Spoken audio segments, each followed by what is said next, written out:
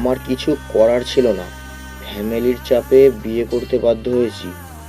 তুমি টেনশন করো না, আমি এই পাঁঠার সাথে সংসার করব না। তাই বাসা থেকে বের হওয়ার সময় বিষ পান করেছি। বাকিটুকু তুমি খেয়ে নিও, আমাদের উপরে মিলন হবে। ইতি, তোমার প্রিয়তমা।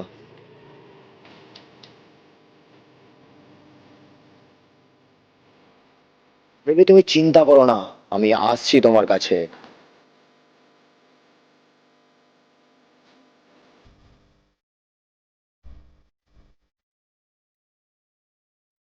A few moments later. জান, আমি তোমার বুকে ফাড়াই দিয়ে বল মাকে রেখে থাকতে চাই।